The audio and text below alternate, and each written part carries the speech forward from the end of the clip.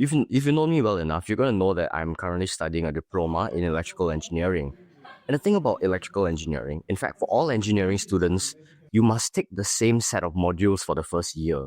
So during my first year, I was sharing the same modules with every single engineering student in the cohort. That being electrical engineering fundamentals, same for mechanical engineering fundamentals, math, programming, and one more I forgot.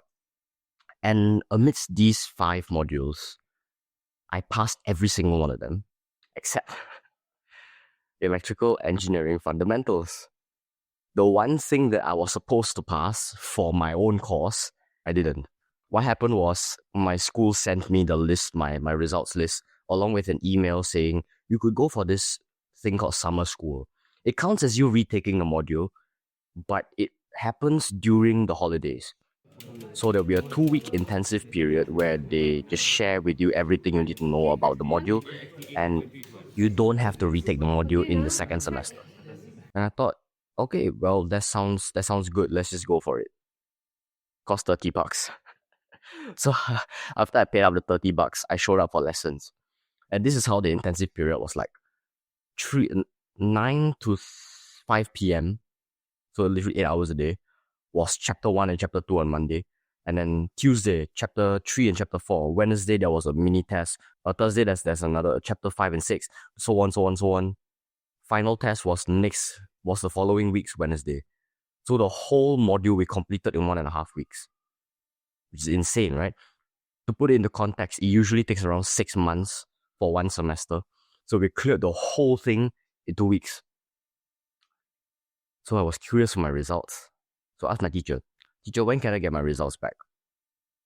And then she told me, well, this counts as you retaking the module, so you will get your results back next semester, along with the rest of the stuff that you've taken. I'm like, God damn it, bro. So I had to wait 6 months. So at the time, it was around in September 2023. I had to wait till April 2024 before I saw my results. So I cleared all the modules. I passed every single one of them. And I saw, I'm usually not that fantastic of a student. I'm like an average student, okay? So let's say average. I got my results back on April. Average. A distinction, average. Where did A distinction come from? I was confused, bro. I want to trace back the A distinction towards my results. I was like, oh yeah, I retook electrical engineering fundamentals. And I got an A distinction from a fail to A distinction in 2 weeks. I was pretty impressed with myself, I'm not gonna lie. But that was not the end of the story. Fast forward a few months, I think it was somewhere in July. So fast forward 2 months or so.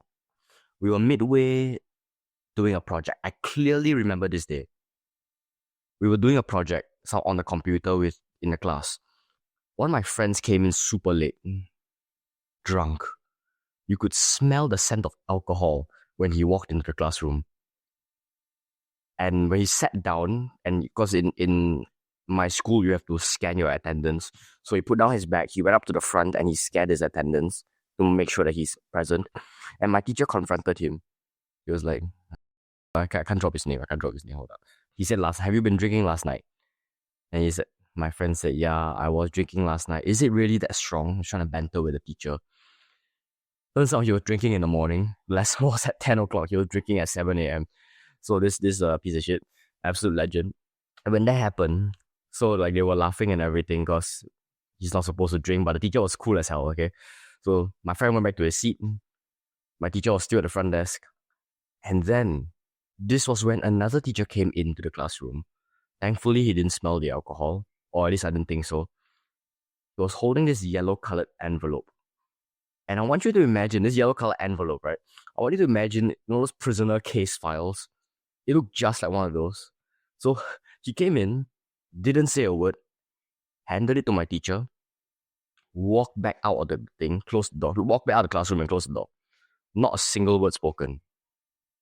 And my teacher, who had a smile on his face at that moment because he was talking about the alcohol with my friend, smile dropped for a moment. He was like, and he held it up against the light to take a look at the name on the envelope. At that point, it didn't really affect me because like, what's it gonna do with me, right? Could be anything. So when I was just about to turn my head to continue my work, along with the rest of everybody who were working on their projects, right? My teacher suddenly yelled out, Ko Ni Guang, with the straightest face possible. I turned to the front. Everybody stopped their projects and they looked at me. And I want, I want you to know this, okay? In my entire school life, whenever my teacher calls out my name like that, it's never anything good. It's never, oh, good job for this piece of spelling, good job for this test. It was never like that. It's always, why did you do this? Why did you not do this? Go do your corrections for 10 times now. It's always something negative. And because in Polytechnic, this never really happens, right? So this was the first time it happens in Polytechnic where a teacher literally called out my full name.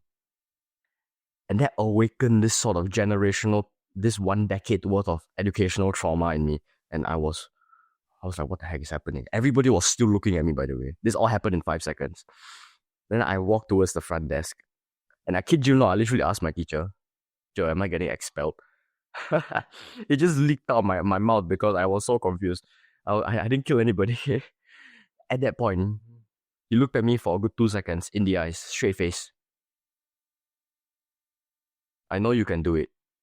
He handed me the envelope and he gave me a smile. Then I was like, do what? I didn't kill anybody. I didn't kill anybody, okay? So when I got the envelope, I took it from him. I was like, okay, what did I do? I took out the envelope. I went back to my seat. I pulled out the paper that was inside. Award presented to Ko Ni Guang for Best Performance in Module Electrical Engineering Fundamentals.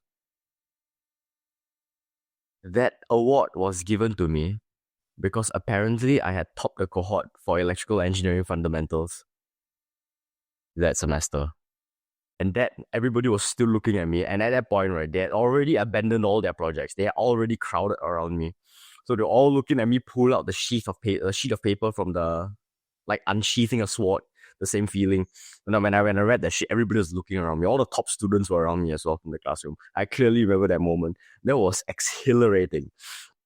And then I remember also, when I went into the exam for the first time, in the first semester when I failed, right? I went into the exam. The only thing I knew, I clearly remember this, the only thing I knew about electrical engineering was that when you flip the switch, the light bulb turns on. That's literally all I know. I was cooked for the exam. I was genuinely cooked for the exam. That was all I knew. And then fast forward, the only thing that I really did was 2 weeks worth of revision from knowing that turning on a switch will turn on the light bulb to actually fully understanding electrical engineering fundamentals, like the parallel circuits, etc., etc. I somehow went from 0 to top of module in 2 weeks. And that exactly is the power of Law 23. Law 23, concentrate your forces. The sun's rays only burn when brought to focus. I have a really good friend. His name is Hui Heng, Hydrogen Calisthenics. I have never seen a person put that much of his time and energy into a single field before. He is a street workout athlete. And the way that, let me run you through a day in his life. He wakes up, he goes to school.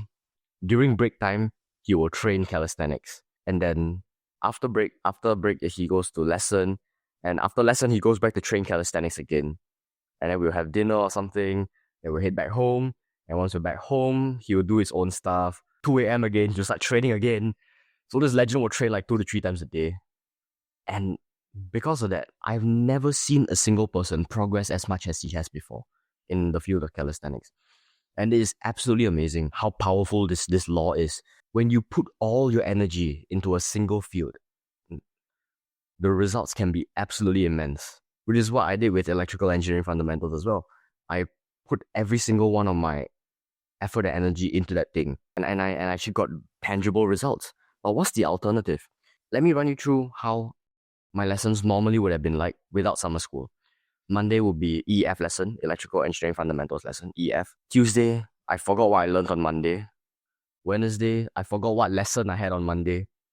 Thursday, I forgot Monday even happened. So on. And go back to Monday again, the next week's Monday. What did we learn last week? I didn't remember the teacher's face. You know what I'm saying? Exactly. This is the power of Law 23. You must concentrate all your forces into a single area. And then, only then can you make progress. Because when your energy is like constantly spread out into like 10 different fields, which is something I do a lot, I'm not even gonna lie. I practice a lot of different fields, which is why I never really progress much. I do tricking, I do calisthenics, I do parkour, I do close-up magic, I do content creation, I also do my schoolwork. So when your energy is spread out into all of these stuff, you make zero progress in any field. The only time where you disobey this law, when you spread your energy out in 10 different fields, is when you're trying to maintain your progress in that field. So those like jack bodybuilders, right? Those guys, when they trying to get built to that size, all they have to do, or they gotta constantly work out every single day with like 0 rest days or whatever. But once they've already achieved that size, all they need to do is work out like 3 times a week, and their size will pretty much maintain. I mean, unless they're juicing, of course, and they have to juice as well. So you see what I mean? You got to put all your energy into a single point until you reach this like threshold. And once you're past that threshold of results, only then can you start spreading your energy out into other areas as well. That's something I got to work on too. But I hope this video helps you. My name is Niguang, and this channel is all about me documenting the stuff I learn and my adventures. So if you like my storytelling or you like me in general, you can just drop a subscribe and check out the rest of the videos on my homepage. Cheers, bro. I hope to see you next time. Oof.